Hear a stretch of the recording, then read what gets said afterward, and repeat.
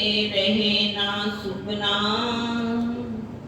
और सुपने में देखना हक में हर इलम जोश हुक्मे हक देखिए बेशक हक देखिए बेशक नींद उड़े रहे ना सुपना। प्रणाम सुंदर साथ जी, सबके चरणों में कोटान कोट प्रणाम। हमारे आदरणीय राजन स्वामी जी, मंचल सिंह, विद्वतगण और धनी के लाडले प्यारे सुंदर साथ जी, पन्ना जी से पधारे सभी विद्वतगण, हमारे महानुभाव जी, सबके चरणों में मेरा कोटान कोट प्रणाम। आज जो छुपाई ली है वो श्रृंगार ग्रंथ से। श्रृंगार ग्रंथ में भी चौथा प्रकरण है, आत्म फरामोशी से जागेगा प्रकरण। आत्म फरामोशी से जागेगा प्रकरण में ही कौन फरामोशी में है? हमारी आत्म फरामोशी में है, परात्म है। और यहाँ पर जागृत किसको होना है? आत्म को जागृत होना, उसे कैसे जागृत होना है, और परात्म को कैसे जागृत होना, कब होना? क्योंकि समाज में ये बात बहुत चर्चित है कि हमारी परात्म जागृत होती है, हम परात्म से ही सब कुछ देखते हैं, परात्म से ही हम परम धाम को भी देख लेते हैं। जहाँ पर क्या वास्तव में ऐसा है? हम अपनी परात्म से देखेंगे या आत्म से देखेंगे? ये प्रकरण का शीर्षक ही हमें बता रहा है, आत्म फरामोशी से जागेगा प्रकरण। कैसे हमारी आत्म फरामोशी से जागेगी? फरामोशी किसे कहा गया और आत्म किसे कहा गया? जो तन हमारे मूल तन धाम धनी के चरणों में विराजमान है, जिन्हें मूल तन कहा गया है, पर आत्म कहा गया, और उनकी जो नजर है वो आत्म है, जो यहाँ इस संसार में माया के जीवों में आकर के बैठी, जो मूल स्वरूप है अपने, जाको कहिए परात्म सो पर आत्म लेके बिलसिए संग कसम। किसे मूलतन कहा गया? परात्म कहा गया, जो हमारे मूलतन राज्य के चरणों में, और उनकी नजर इस खेल में आई है, जिसे सुरता कहो, वासना कहो। हम कहते हो मेरी वासना, तुम चलो अगम के पार, अगम पार अपार पार, कहाँ है तेरा करा?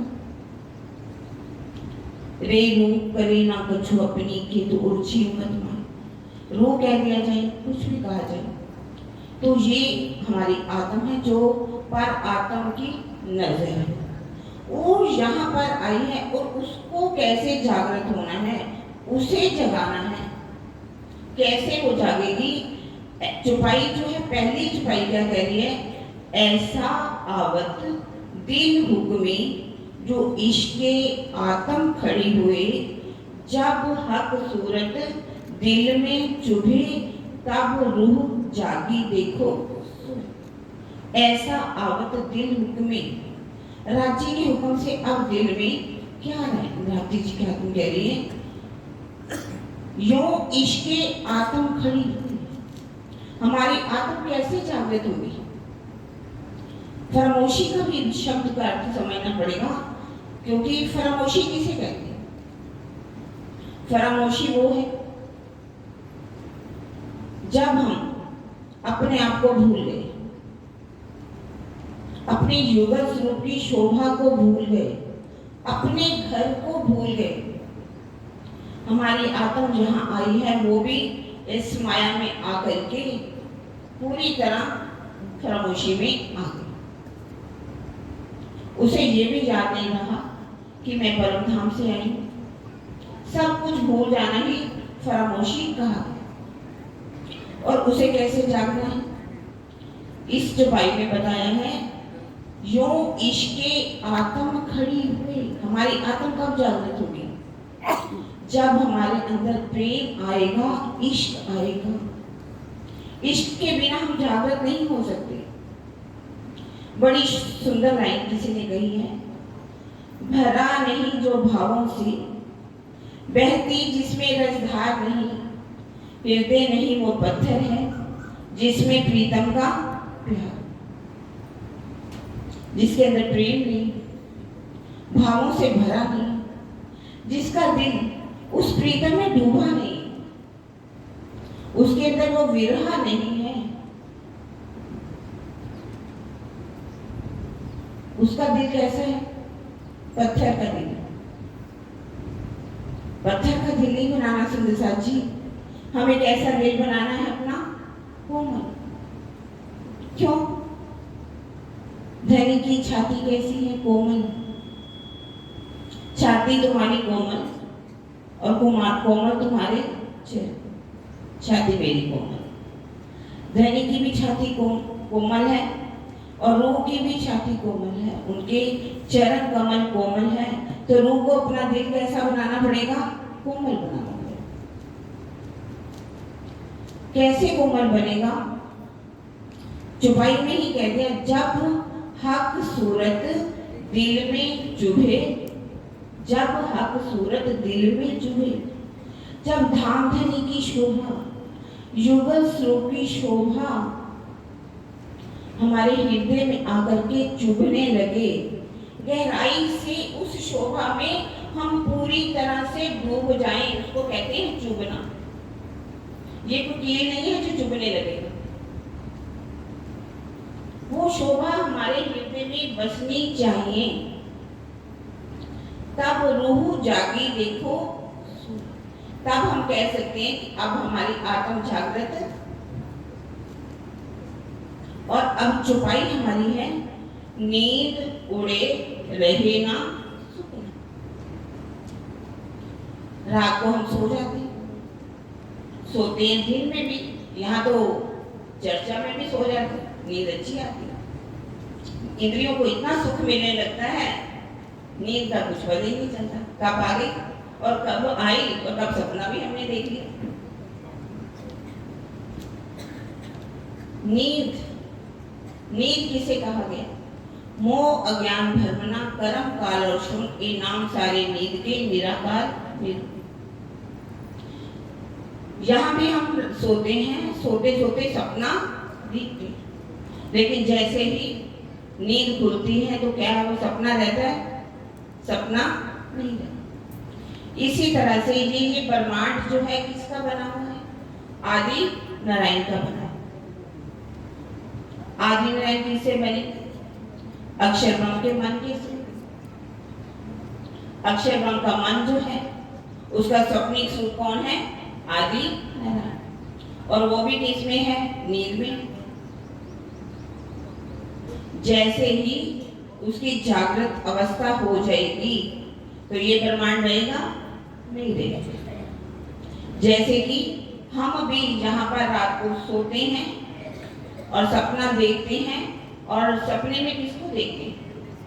उस सपने में हम अपने आप को भी देखते हैं, और जहां हमारी सुरता पहुंच जाती है, मन की तरंगे, हम नहीं चाहते कहीं भी सुनते साथ जी, हमारी मन की तरंगे वहां पहुंच जाती हैं और वहां जा करके हम बहुत कुछ देख लेते हैं।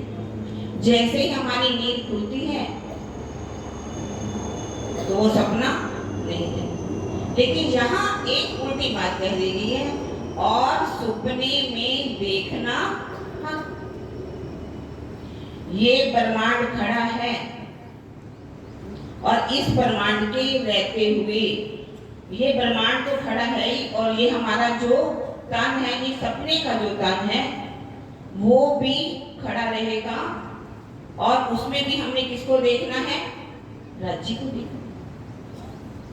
ये यदि कहा जाए कि ऐसे कैसे हो सकता है कि इस ब्रह्मांड में हम राज्य को देख सकते हैं?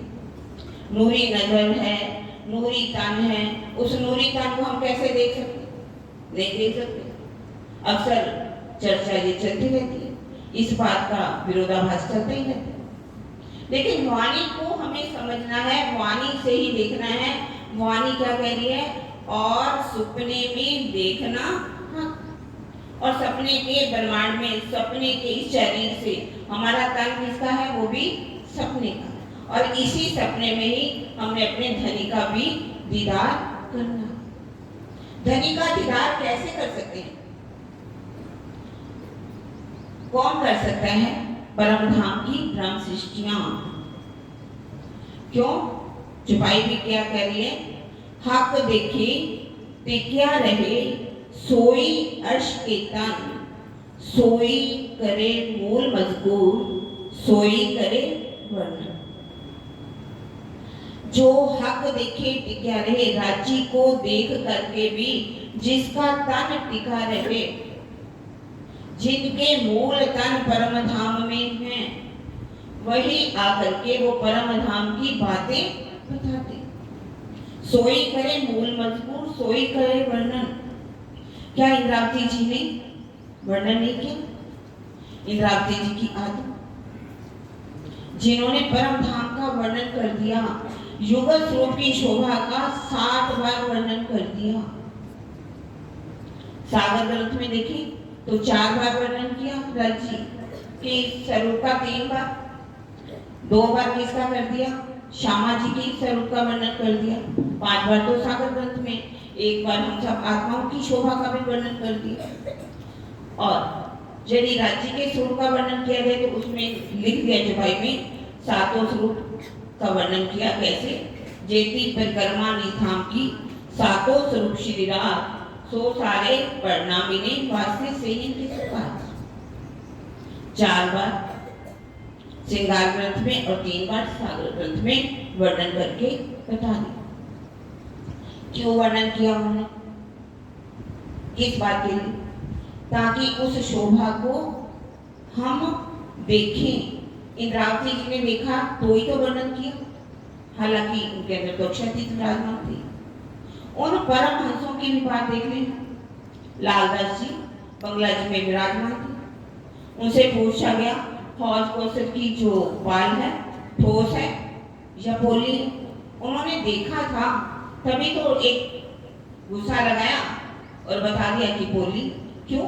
क्योंकि नीचे क्या है? मौलाती गलियां हैं। आज तो सब सुंदर साहब को पता चल गया, एक एक बात को बता देंगे, कितनी गलियां हैं, कितने मंदिर हैं, कितने हिंडोले हैं, सब बात बताएंगे। घाटों का भी वर्णन कर देंगे, कहाँ से हमें नीचे होकर के जाना है, कहाँ से हम सीधे चल सकते हैं।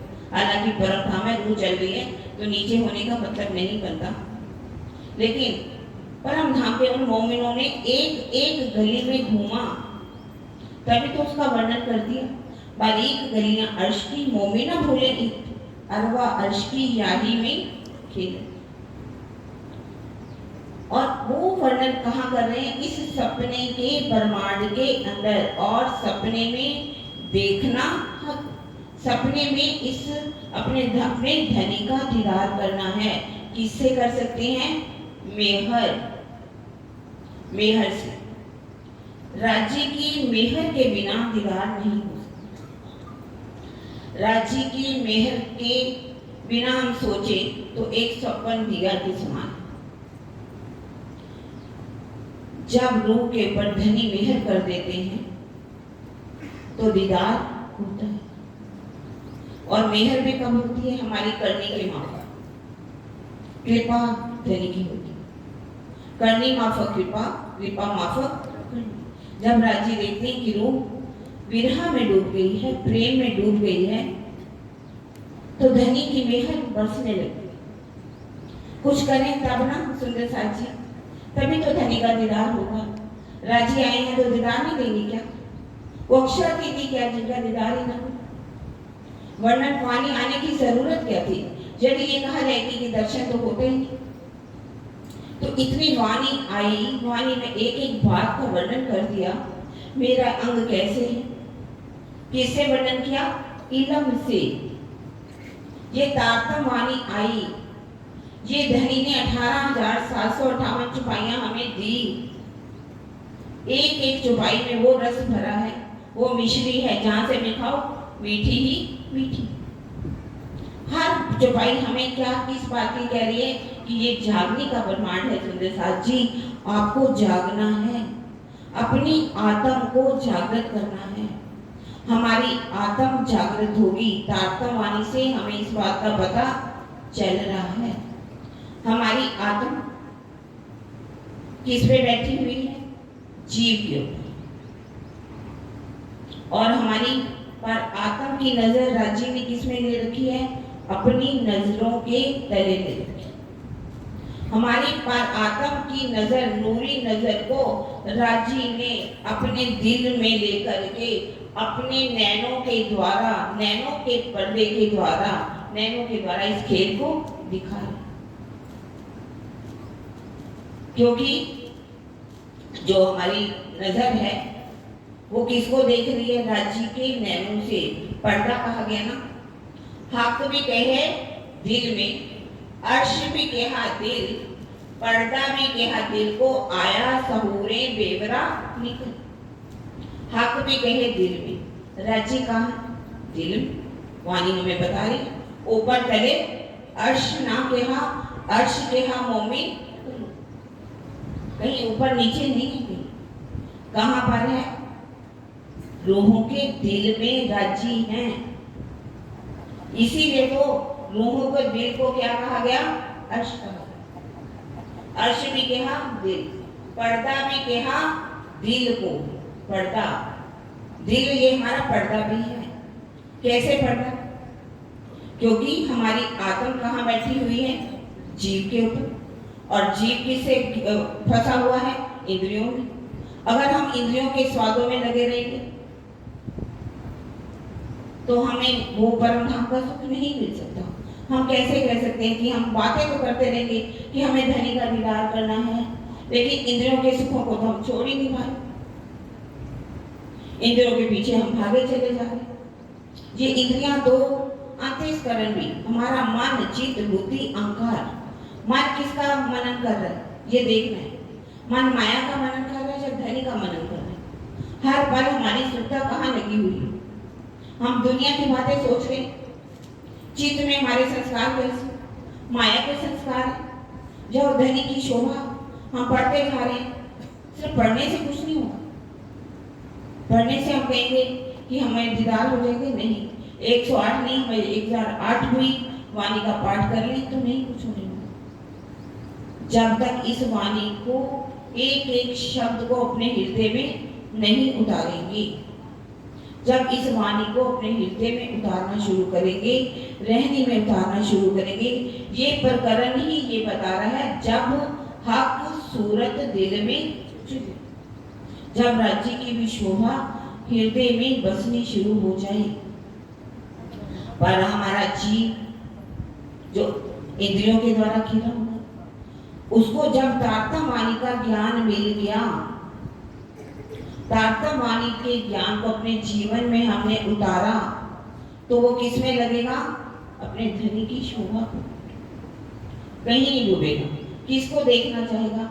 राज्य कह रहे मैंने एक एक अंग का वर्णन करके आपको बता दिया। एक एक अंग, मेरे नैन कैसे हैं, बिरकुटी कैसी है, पल कैसे हैं, पापड़ कैसी हैं, मेरी नासिका कैसी है, मैंने अपने बाग को कितनी चतुराई से बांधा है। हक्के बाग बांधी चतुराई से। उन कोमल अंगुलियों को देखो सुंदर साथ जी, उन गालों की शोभा को देखो।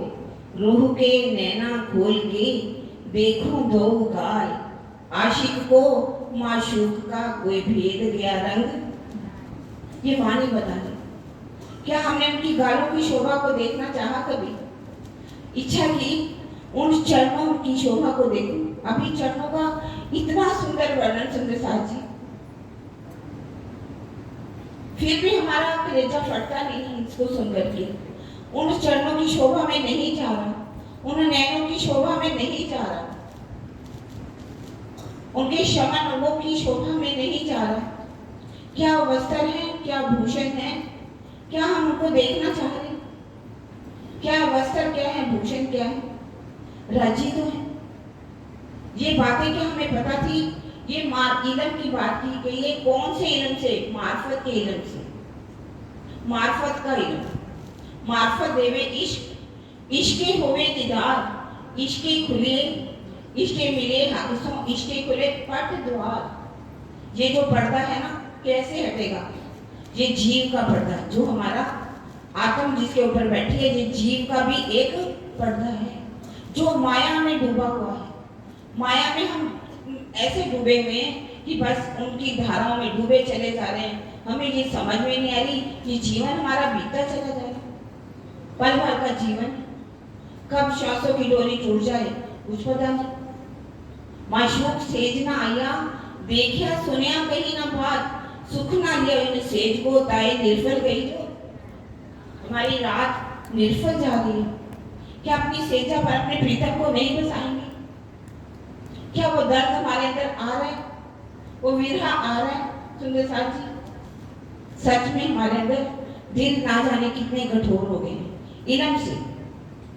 ये इलम तो हमें हमारे दिल को कोमल बनाने के लिए है, लेकिन हम कठोर बनते जा रहे हैं। जितना जितना वाणी का ज्ञान हमारे हृदय में आता जा रहा है, हम उनकी चतुराइयों में इतना डूब चुके हैं, सोचते हैं कि हम इससे बुजुर्गी ले लें, इससे हम सबको बता दें कि हमें कितना कुछ आता है। इसकी प्रतिष्ठा में हम फंस चुके।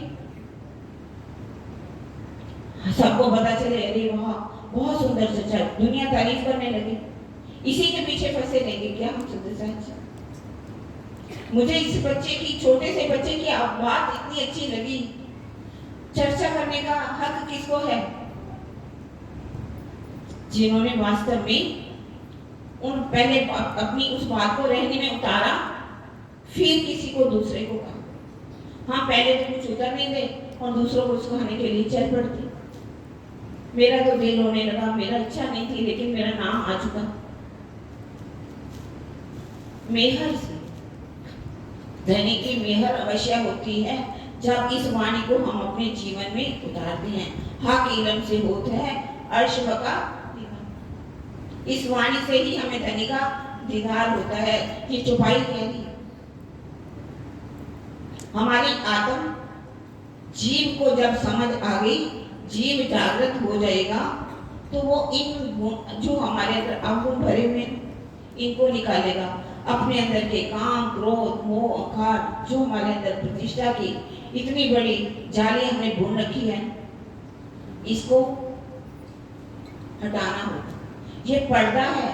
पर्दा भी कहा दिल, हक भी कहे दिल में, पर्दा भी कहा दिल। ये पर्दे दो हैं।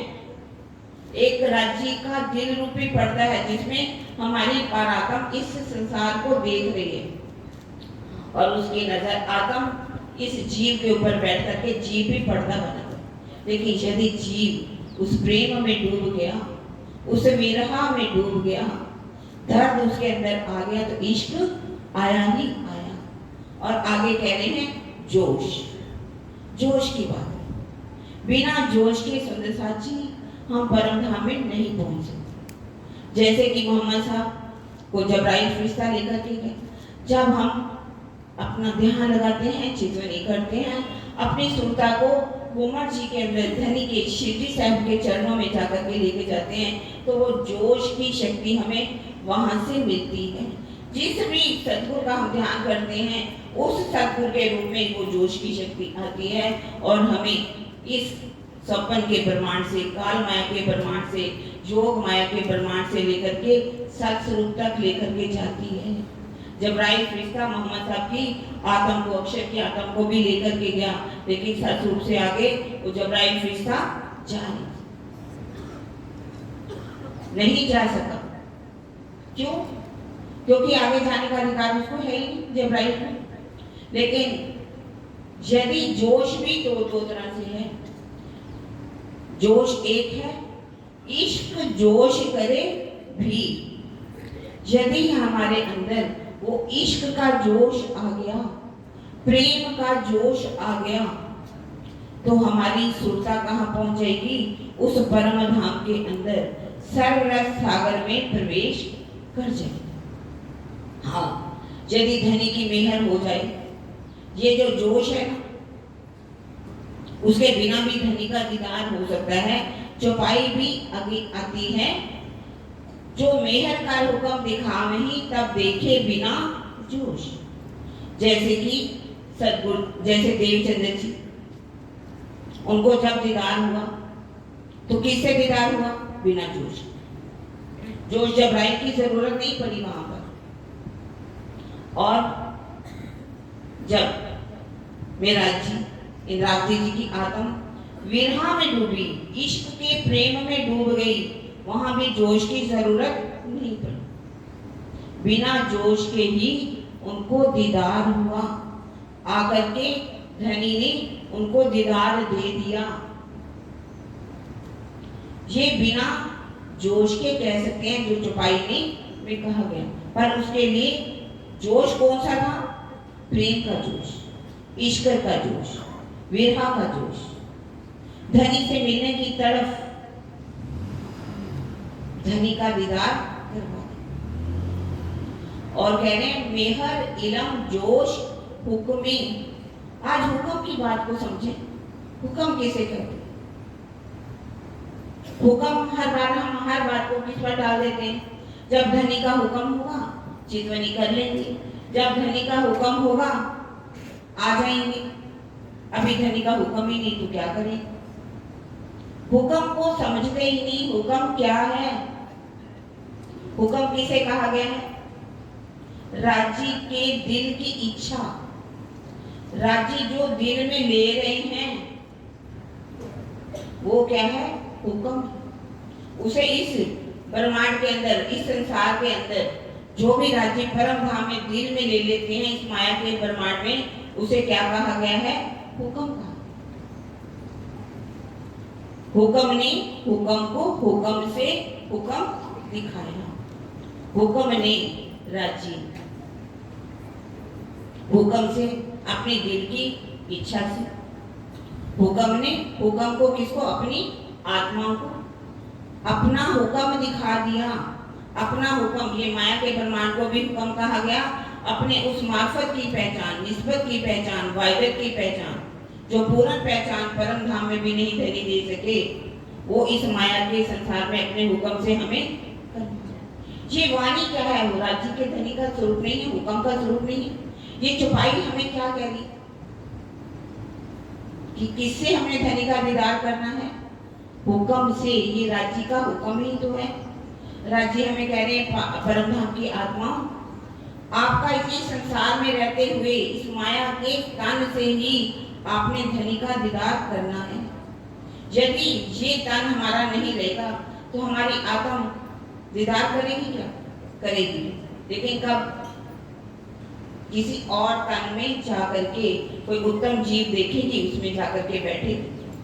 ये समय मिला है सुदर्शन जी हमें, ये समय है हम अपनी आत्म को जागृत कर सकते हैं। ये धनी का हुक्म ही तो है, धनी की इच्छा तो है। अब धनी अपनी इच्छा से हमें एक एक बात की पहचान करवा रहे हैं, अपनी शोभा का वर्णन करके बता रहे हैं कि आप मेरे परम धाम की आत्माओं, इस माया के जागने के ब्रह्मांड में आप आई हो, आप धनी का दीदार कीजिए। हमारा आहार कौन सा होना चाहिए? धनी का दीदार। खाना पीना खिन खिन लिया, प्यार अर्श मन, पल पल मशूक देखना, यही आहार आशिकी। आशिक रूह कहला रहे हैं हम अपने आप को, क्या कह रहे हैं? आशिक हैं। क्या देखिए हम आशिक हैं? कुछ हमारे अंदर आशिक वाले गुण हैं। आशिक को अपना सब कुछ समर्पित कर देता है अपने माशूक के ऊपर। क्या हमने कुछ समर्पण किया? हमारा समर्पण है, हमारे अंदर वो विरह है, वो वैराग है, वो दर्द है। क्या हमने समर्पित किया? कुछ। अपनी मैथोली को तो हम समाप्ति नहीं करते, अपने अंदर के काम क्रोध को तो हम छोड़ नहीं पाए, अपनी जीवा को ही नहीं जीत पाए, और तो और क्या करें? क्या हम जीवा को कह करके हमें थक गए? कह रहे ना, धनी थके बुलाए, थक गए धनी बुला बुला करके, लेकिन अपनी जीवा को भी हम जीत हम अपने अंदर के दर्द को, अपने अंदर के विकारों को भी नहीं निकाल सके। विकार सारे अंग के काम करो दिमाग, तो विरह बिना ना जले हुए नहीं दिल पर।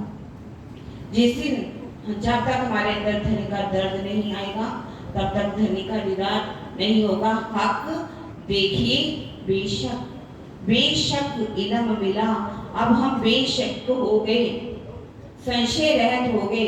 सब कुछ धनी ने एता मता तुमको दिया, सो जानत हो तुम दिल, बेशक इल्मे ना समझो तो शहूर करो। एता मता तुमको दिया, इतनी वाणी मैंने तुमको दे दी, रात से लेकर के कहाँ तक, श्रृंगार की वाणी। श्रृंगार की वाणी तक तुम्हें ये वाणी मैंने दी। श्रृंगार की वाणी के लास्ट प्रकरण है एता मता शहूर करो। इस शहूर का मतलब ये नहीं कि आप मिल जाओ बैठ करके, क्योंकि राज्य की वाणी ही हमें बेशक कर रही है, संशय रहित वाणी है। इस संशय रहित वाणी को अपने आत्मसात करेंगे, आत्मसात करके विरह में डूबेंगे। धनी का मेहर, धनी की मेहर को लेंगे, इलम को लेंगे, जोश को लेकर के धनी के हुक्म से अपने धनी का दीदार।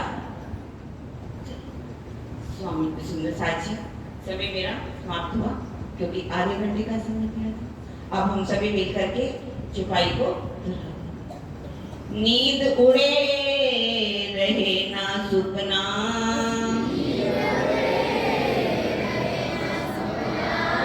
और सुपने में देखना हक,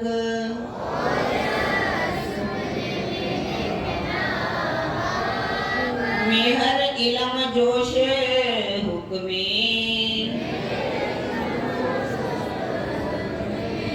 हक देखिए बेशक, हक देखिए बेशक।